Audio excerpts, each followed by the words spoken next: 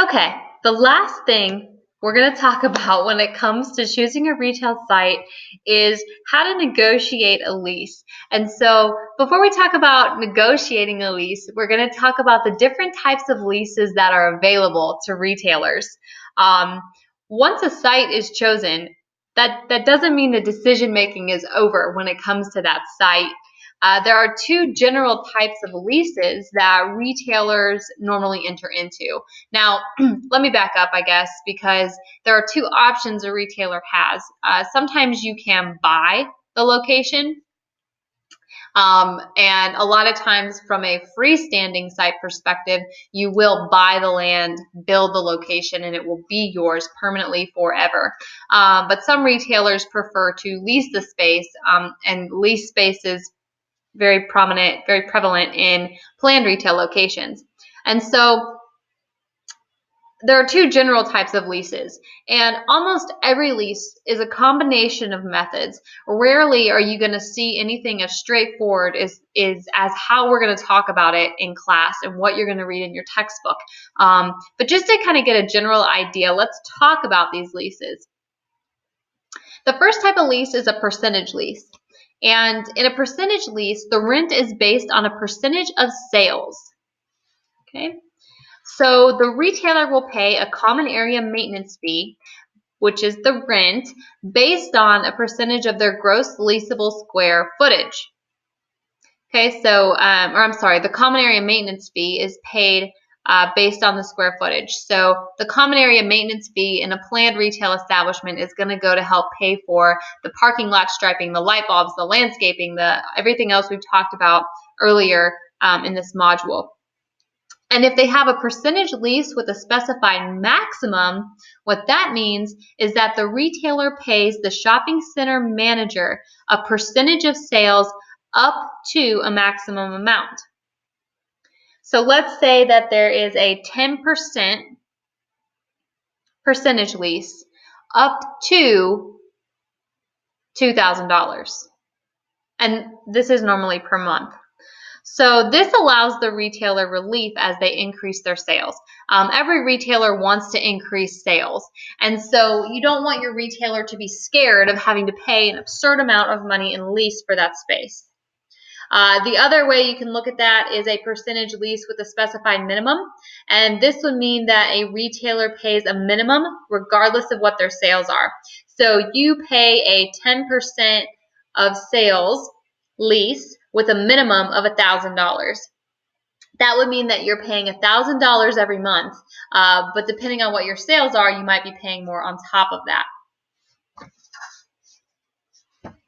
The last kind of lease within this category is a sliding scale lease, and so this means that your percentage of sales decreases as your sales go up. So from a rent perspective, you might pay the property manager 4% of the first $200,000 in sales, and then 3% of sales greater than $200,000. This rewards retailers who are very high performing because they pay less rent as their sales continue to increase. Percentage leases aren't near as common today as they used to be because retailers don't like basing their rent based on the sales. They want a fixed rate lease, which is the second type of lease we're going to talk about. A fixed rate lease is when a retailer pays the fixed rate per month over the life of the lease. It's generally based on square footage. There is a graduated lease, which is a version of this fixed rate lease, and what this means is rent increases over time. So you might pay $1,000 per month for the first 3 years and $1,200 per month for the next 5 years. So sometimes leases are set up this way to help new retailers as they're starting off. They might be paying a little less in rent, knowing that they need to increase sales over time because rent will increase, in that 4th year or whatever it might be. So those are the types of leases available. Fixed rate is what you'll most commonly see based on square footage. You'll see $8 per square foot per month, or $100 per square foot. per year type of arrangements. The second thing we're going to talk about when it comes to leases is our terms of a lease. So rent is always negotiable, right? All of those two types of leases, they're always negotiable. And just as with anything, you always as a retailer want to negotiate that rent to try to come down a little bit so that you're paying less for your physical space. Outside of rent, there are a few other aspects that retailers look for in a lease in order to protect themselves. And so there are 4 clauses that a retailer should try to get into their lease. And the first is a co-tenancy clause. And what this requires is that a certain percentage of shopping center be leased or the retailers are going to leave. Now, it could name specific retailers or it could be very general. So, for example, Gap. Let's talk about the Gap. The Gap, if they're going to enter a new shopping mall or a new lifestyle center or mixed-use development, they might sign a lease saying that, yes, our store, we will put our store in here, but we're not moving in unless you have at least 70% of the retail space full with other retailers. So why do that? Well, that could be because of the fact of drawing power and cumulative attraction. These retailers know that customers shop where there's lots of retailers, so they want the retail establishment to be full. Your book gives a great example of the Gap. Anytime they sign a lease, and this is a part of a co-tenancy clause, they have a list of 7 retailers, and they require that at least 4 of those be in the mall.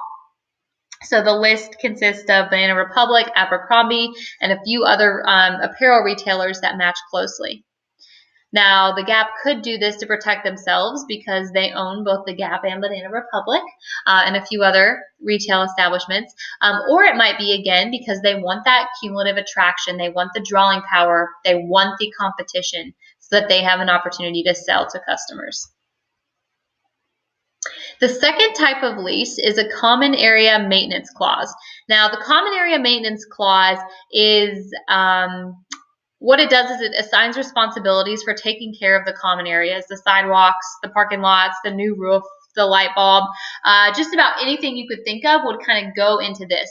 And what this clause does is it determines whether the property manager is responsible or the retailer is responsible, which essentially means the store manager is responsible. So if you're in a lifestyle center, like you see on this picture, and you are H&M, which is in the right-hand bottom corner, you see that there are lights and there are trees and grassy areas outside of that store.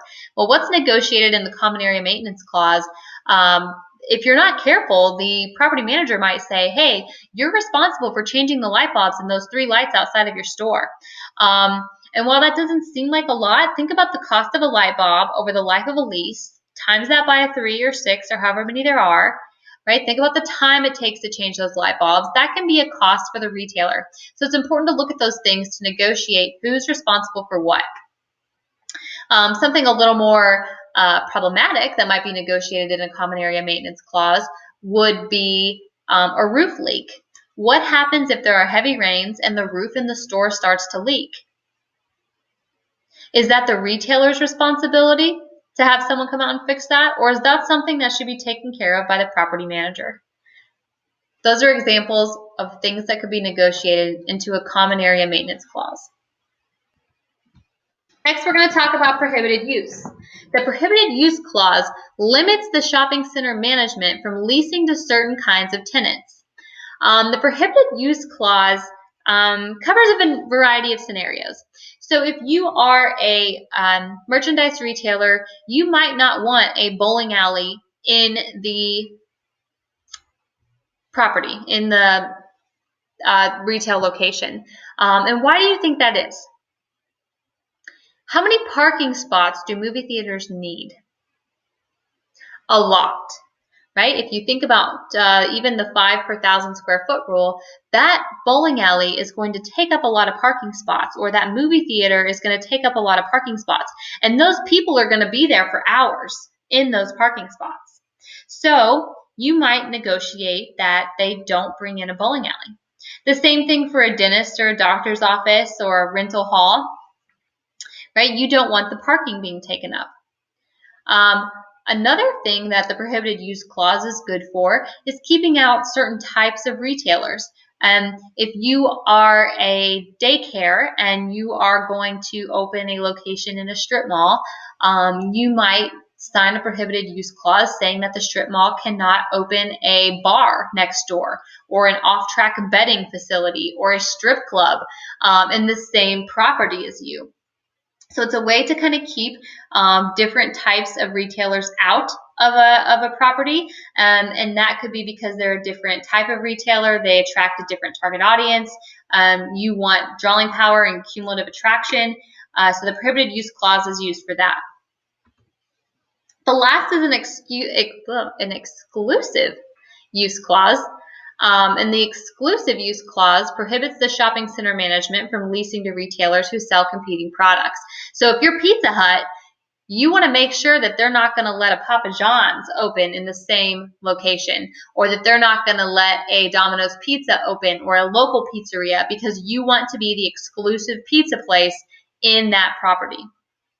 And so that's what the exclusive use clause is for.